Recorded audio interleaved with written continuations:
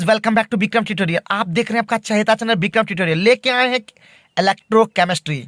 और ये जो इलेक्ट्रोकेमिस्ट्री जो चैप्टर है वो झारखंड, बिहार, यूपी जितने भी बोर्ड हैं और साथ ही साथ सीबीएसई के सेकंड टर्म जो एग्जाम होने वाला है उसके लिए बहुत ही ज़्यादा फायदेमंद है। तो चलिए हम वीडियो को शुरू करते हैं। तो सबसे पहले बताते हैं इलेक्ट्रोकेमिस्ट्री होता क्या है। तो इलेक्ट्रोकेमिस्ट्री होता है the branch of physical chemistry which deals with the inter conversion of electrical energy into chemical energy and vice versa.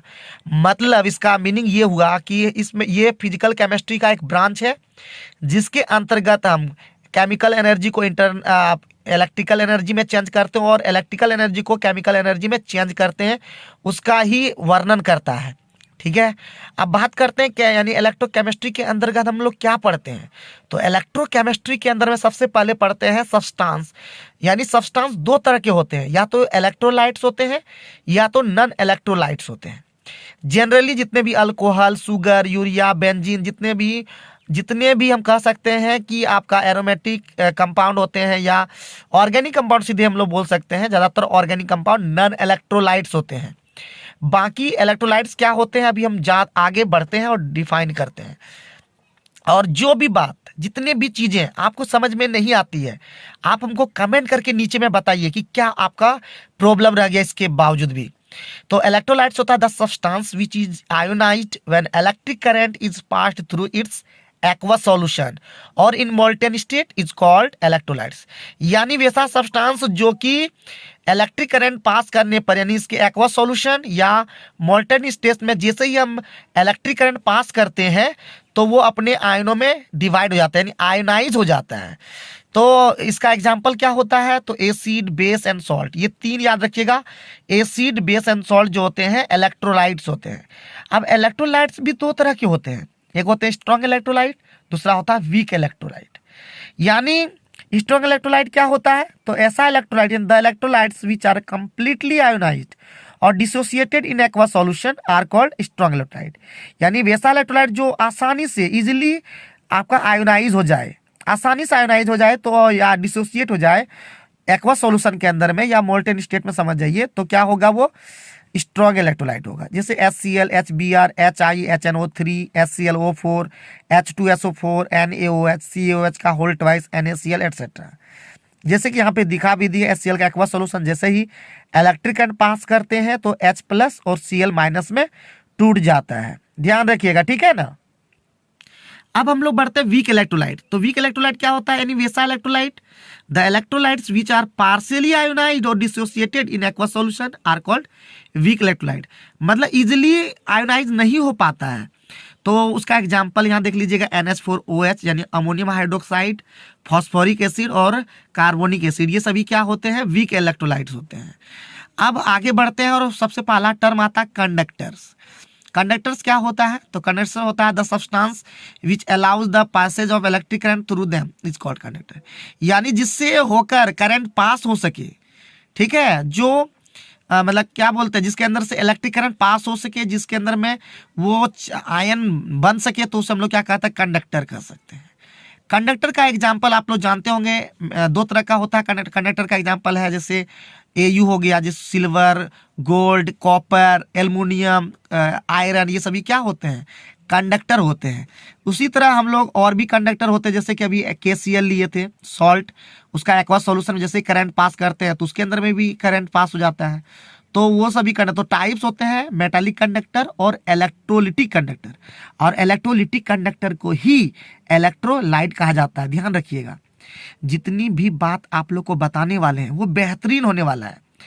आगे बढ़ते हैं, मेटालिक कंडक्टर क्या होता है, तो मेटालिक कंडक्टर जो metallic conduction is due to flow of electron. यानी metallic conductor में क्या होता है, वो कंडक्शन जो होता है वो इलेक्ट्रॉन के फ्लो के कारण होता है, जबकि electrolytic conduction is due to movement of ions, यानी आयनों के मूवमेंट के कारण जो होता है इलेक्ट्रोलिटिक कंडक्शन होता है। तो ध्यान रखिएगा, इलेक्ट्रॉन के फ्लो से जो कंडक्शन होता है वो मेटालिक कंडक्शन होता है, और आयंस के मूवमेंट से जो कंडक्शन होता है वो इलेक्ट्रोलिटिक कंडक्शन होता है। क्लियर, समझ में आ गया, बोलिए यस और नो। तो आप लोग कमेंट करके जरूर बताइएगा। अब दोनों में डिफरेंस क्या है, तो दोनों के बीच में डिफरेंस है, metallic conductance due to movement of electrons while electrolytic conduction due to movement of ions, जो कि पहले हम समझा चुके। नेक्स्ट है आपका metallic conduction decreases with increase in temperature, while electrolytic conduction increases due to increase in with increase in temperatures. Metallic conduction does not involve the transfer of any matter, while electrolytic conduction involves the transfer of matter as a ion. तो याद रखिएगा ये सारा point, ठीक है। अब हम term को लेंगे और ये जितने भी अभी बताने वाले हैं प्यारे स्टूडेंट वो बेहतरीन होने वाला है, क्योंकि ये सब टर्म आपके लिए बहुत ही इंपॉर्टेंट है। और एक बार मैं फिर से बता दूं, अगर आपको समझ ना आए आप कमेंट करके बताइए मुझे। पहला है कंडक्टेंस। तो कंडक्टेंस होता है the reciprocal of resistance offered by a conductor is called conductance. यानी रेसिस्टेंस का जो रेसिप्रोकल होता है उसे हम लोग क्या कहते हैं, कंडक्टेंस कहते हैं। और इसे हम डिनोट करते हैं सी से, it is denoted by C. Therefore conductance कह सकते हैं कंडक्टेंस सी इक्वल टू होता है 1/r। R means resistance, therefore unit क्या हो जाएगा 1/r। आर का मतलब हो जाएगा आपका यूनिट होता है, रेसिस्टेंस का यूनिट होता है ओम, तो हो जाएगा इसका यूनिट पर ओम। और पर ओम को साइमन कहा जाता है या महो कहा जाता है। साइमन जो है वो साइंटिस्ट के नाम से उसके ऑनर के में कहा गया, और एस मतलब साइमन लिख भी दिए यहाँ पे, ठीक है। दूसरा हम लोग इस पॉइंट को बहुत इंपॉर्टेंट है, दूसरा पॉइंट कि जो रेसिस्टेंस होता है वो लेंथ ऑफ कंडक्टर के डायरेक्टली प्रोपोर्शनल होता है, और आर जो होता है रेसिस्टेंस वो एरिया के जो एरिया ऑफ क्रॉस सेक्शन होता है उसके इन्वर्सली प्रोपोर्शनल होता है, जो हम यहाँ पे लिखे हुए हैं। अब इसमें जो देख पा रहे हैं आप जब इसको कंबाइन करेंगे तो आर डायरेक्टली प्रोपोर्शनल L/A हो जाएगा, जो आप देख पा रहे हैं। देयरफॉर आर इक्वल टू जाएगा, जैसे ही प्रोपोर्शनल को ब्रेक करेंगे तो एक कांस्टेंट आ जाएगा जिसको हम लोग बोलेंगे रो, RHO रो। रो को कहते हैं स्पेसिफिक रेसिस्टेंस या रेसिस्टिविटी, इंटू हो जाएगा L/A। अब देयरफॉर रो इक्वल टू जाएगा R इंटू A/L, जो आप क्रॉस मल्टीप्लाई कीजिएगा ना तो ये आपका प्राप्त हो जाएगा।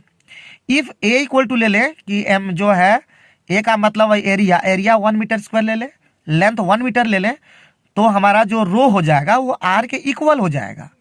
इससे हम इसको क्या करेंगे, डिफाइन करेंगे स्पेसिफिक रेसिस्टेंस को, यानी the resistance of a substance containing 1 metre length and 1 metre square area of cross section is called specific conductance और resistivity. It is denoted by rho, जैसे पहले ही बताया जा चुका है। तो यूनिट क्या हो जाएगा ओम मीटर, क्यों, जब आप पुट करेंगे यानी यूनिट किसी की भी चीज का निकलता है उसके फॉर्मूला से, तो फॉर्मूला जब मैं पुट कीजिएगा सबका यूनिट तो आपको आ जाएगा यूनिट ओम मीटर। तो हम यहाँ कह सकते हैं, यहाँ तक आप समझने में आपको कोई दिक्कत हुआ क्या, यानी यूनिट जो हम कह सकते हैं ओम मीटर कैसे आया, तो फॉर्मूला से आया। हम देखिए यहाँ पे ऊपर में देख सकते हैं, यहाँ देख सकते हैं रो इक्वल टू है R इंटू A/L। और R का जो ओम, एरिया का मीटर स्क्वायर, L का मीटर, तो मीटर और मीटर स्क्वायर में मीटर कट जाएगा एक ठो, तो हो जाएगा ओम मीटर। आगे बढ़ते हैं, आगे बढ़ने पर तीसरा जो टर्म है कंडक्टिविटी या स्पेसिफिक कंडक्टेंस, तो हम इसे कैसे डिफाइन करेंगे, तो इनवर्स ऑफ रेसिस्टिविटी। रेसिस्टिविटी को स्पेसिफिक रेसिस्टेंस भी कहते हैं, यानी उसे हम लोग कहते हैं कंडक्टिविटी, यानी inverse of resistivity is called conductivity. इसे डिनोट करते हैं कापा से, इट इज डिनोटेड बाय कापा। कापा के जैसा दिखता है लेकिन कापा इसको पढ़ते हैं। अब हम लोग देयरफॉर कंडक्टिविटी का जो फॉर्मूला होगा क्या हो जाएगा 1/रो, क्योंकि हम लोग अभी ऊपर में पढ़े थे कि रो का रेसिप्रोकल होता है, इनवर्स होता है। देयरफॉर हम रो का जब वैल्यू पुट करते हैं तो हो जाता है R इंटू A/L, और उसी को ठीक करेंगे तो 1/R इंटू L/A हो जाएगा। यूनिट क्या हो जाएगा साइमन पर सेंटीमीटर, मीटर की जगह सेंटीमीटर यूज किया जाता है इसलिए साइमन पर सेंटीमीटर। यहाँ तक क्लियर। अब हम बढ़ते हैं फोर्थ पॉइंट, सेल कांस्टेंट। तो सेल कांस्टेंट क्या होता है, the ratio of length of conductor and area of cross section is called cell constant. It is denoted by G*, या हम लोग X से डिनोट करते थे पुराना बुक से। तो अब यहाँ पे देख सकते हैं देयरफॉर G* हो जाएगा सेल कांस्टेंट, और इसको L/A से डिनोट करेंगे, क्यों, क्योंकि रेशियो होता है L और A का। तो यूनिट क्या हो जाएगा पर सेंटीमीटर, क्यों, क्योंकि L का जब यूनिट बैठाएंगे पुट करेंगे तो मीटर और एरिया का मीटर स्क्वायर, तो 1/मीटर होगा, तो 1/मीटर मतलब मीटर इनवर्स, और मीटर इनवर्स चूंकि बड़ा है तो हम लोग इसलिए पर सेंटीमीटर में डिनोट करेंगे, सेंटीमीटर इनवर्स। पांचवा टर्म मोलर कंडक्टेंस बहुत ज़्यादा इंपॉर्टेंट है। तो मोलर कंडक्टेंस क्या होता है, the product of specific conductance and volume of solution containing 1 mole of electrolyte is called molar conductance. इससे डिनोट करते हैं लैम्डा m से, सब डेफिनेशन भी लिखा हुआ है, कॉपी में नोट कर, यानी नोटबुक में आप नोट कर लीजिएगा। जितना भी हम लिखा है, इसको बनाए हैं वीडियो में, सारी चीज़ों को नोट कीजिएगा। देयरफॉर लैम्डा एम हो जाएगा कापा इंटू 1000/c। अब कापा इंटू 1000/c कैसे आया, ये आप लोग कमेंट करके बताइएगा मुझे, ठीक है। आप लोग कमेंट करके बताइए कि जब यहाँ फॉर्मूला से होना चाहिए था कापा इंटू भी, तो ये कापा इंटू 1000/c कैसे आ गया, आप लोग का ये कमेंट करिएगा, बताइएगा। यूनिट क्या हो जाएगा, साइमन सेंटीमीटर स्क्वायर पर मोल, ये इसका यूनिट हो जाएगा। अब मोलर कंडक्टेंस जो होता है increases when dilution increases, dilution increase होगा क्योंकि यहाँ पे नीचे में सी है ना, जैसे जैसे सी को हम इंक्रीज करेंगे तो वो डिक्रीज कर जाएगा मोलर कंडक्टेंस, तो कंसंट्रेशन डिक्रीज करेगा तो आपका लैम्डा एम बढ़ेगा, यानी आपका मोलर कंडक्टेंस इंक्रीज करेगा, तो ये ध्यान रखिएगा। अब आता सिक्स्थ टर्म जो बहुत ही important, equivalent conductivity. The product of specific conductance and volume of solution containing 1 gram equivalent of electrolyte is called equivalent conductivity, denoted by होता है लैम्डा इक्यू। लैम्डा इक्यू क्या हो जाएगा, कापा इंटू 1000/n, n का मतलब यहाँ पे वही नॉर्मेलिटी होता है। अच्छा, यूनिट हो जाएगा साइमन सेंटीमीटर स्क्वायर पर इक्विवेलेंट।